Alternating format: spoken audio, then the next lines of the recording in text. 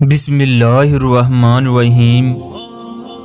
दोस्तों, हुज़ूर अकरम सल्लल्लाहु अलैहि वसल्लम का इरशाद है, शहीद जिंदा होता है, अल्लाह की तरफ से उसे रिज़्क दिया जाता है, वो जन्नत की नेमतों से लुत्फ़अंदोज़ होता है।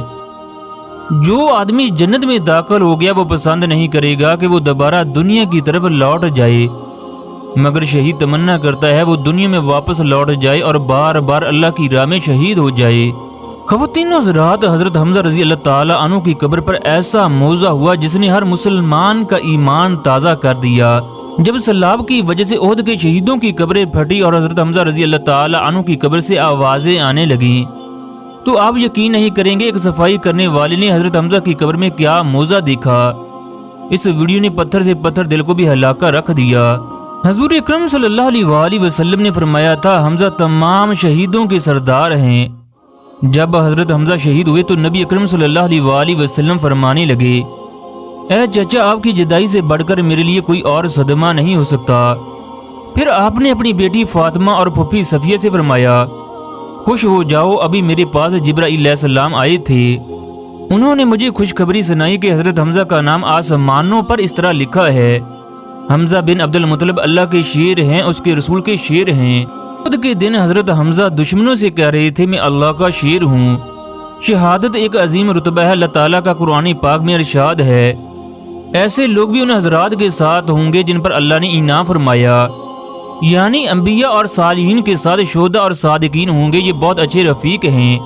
दोस्तों, ये वाक़या उस वक्त पेश आया जब गज़वा उहद को गुजरे हुए 46 साल का अरसा गुजर चुका था कि अमीर माविया के दौरे हुकूमत में गज़वा उहद की जगह एक नहर खोदी गई।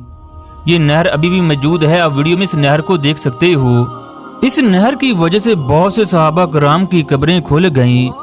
अहले मदीना ने देखा गज़वा उहद के शहदाओं की कब्रों में सहाबा कराम के जस्दे खाकी बिल्कुल सही सलामत हैं, जबकि उनके जिस्म पर जो खून लगा है वो बिल्कुल तरोताज़ा है।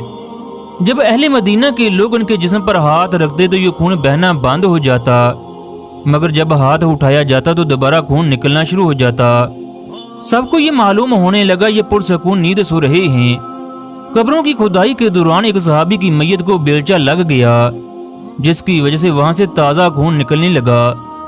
ये कोई और शहीद नहीं था बल्कि हुज़ूर अकरम सल्लल्लाहु अलैहि वसल्लम के प्यारे चाचा हज़रत हमज़ा रज़ी अल्लाह ताला अन्हु का जस्दे खाकी था, जिन्हें सैयदुल शुहदा असदुल्लाह असदुर रसूल अफजुल शुहदा भी कहा जाता है।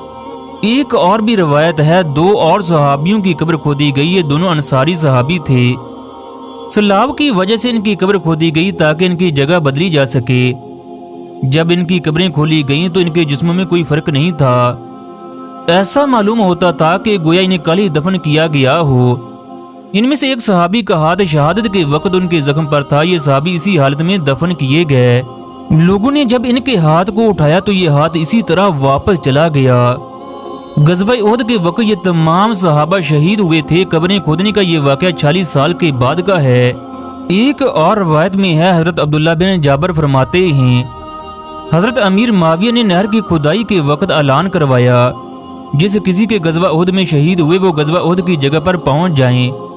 फिर बहुत से सहाबा कराम की कब्रों को खोदा गया जिनके जिस्म तरोताज़ा थे। बनु अब्बास के एक और आदमी की रवायत है, जब वो अपने रिश्तेदार हज़रत हमज़ा रज़ी अल्लाह ताला अन्हु की कब्र पर आया, करीब था कि सैलाब का पानी उनको ज़ाहिर कर देता।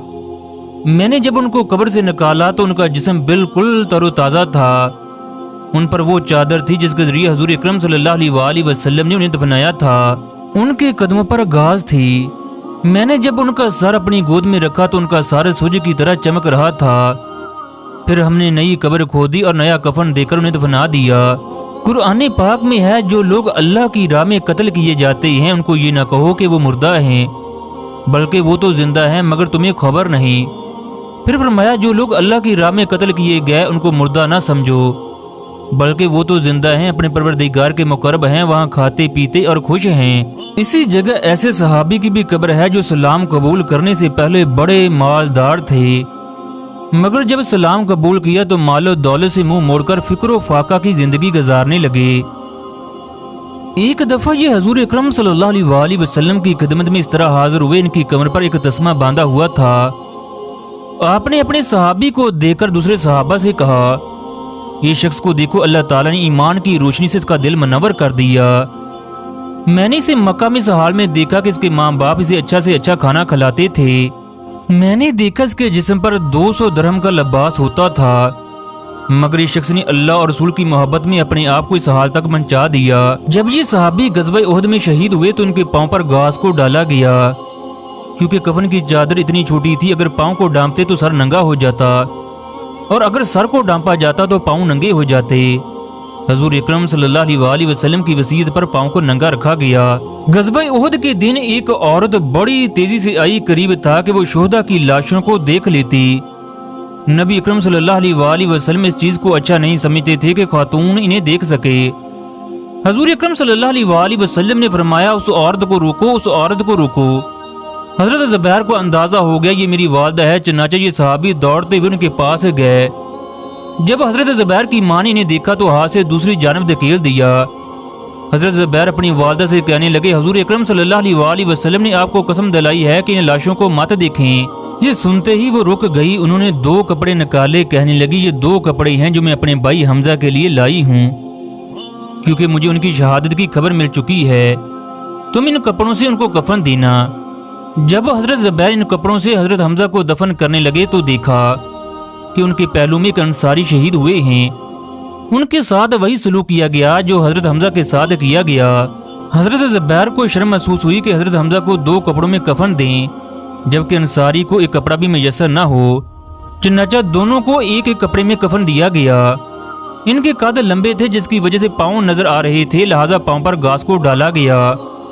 جب یہ قبریں کھولی گئیں تو اللہ کا معجزہ دیکھو، تمام صحابہ کے پاؤں پر گھاس بھی اسی طرح موجود تھی۔ اللہ تعالیٰ کا قرآن پاک میں ارشاد ہے، بے شک اللہ تعالیٰ نے مسلمانوں سے ان کی جانوں اور ان کے مالوں کو اس قیمت پر ان کے لیے جنت ہے خرید لیا ہے۔ پھر فرمایا، جو لوگ اللہ کی راہ میں مارے جاتے ہیں اللہ ان کے اعمال کو ہرگز ضائع نہیں کرے گا، اللہ ان کو مقصود تک پہنچائے گا اور ان کی حالت سنوارے گا اور ان کو ان کی پہچان کروا دے گا۔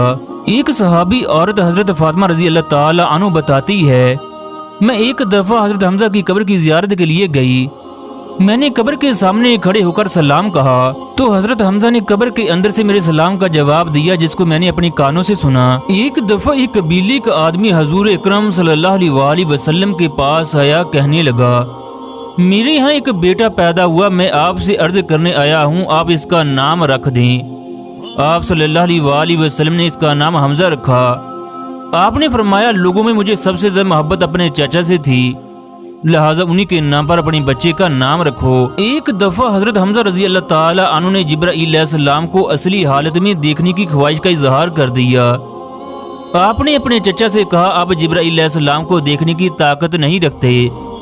حضرت حمزہ نے اصرار کیا تو آپ صلی اللہ علیہ وآلہ وسلم نے ارشاد فرمایا، بیٹھ جائیے۔ کچھ دیر بعد جبرائیل علیہ السلام کعبہ کی ایک لکڑی پر اترے، پھر آپ صلی اللہ علیہ وآلہ وسلم نے فرمایا، چچا جان نگاہ اٹھائیے اور دیکھیے۔ حضرت حمزہ نے ابھی جبرائیل علیہ السلام کے پاؤں کو دیکھا ہی تھا کہ آپ بے ہوش ہو کر گر پڑے۔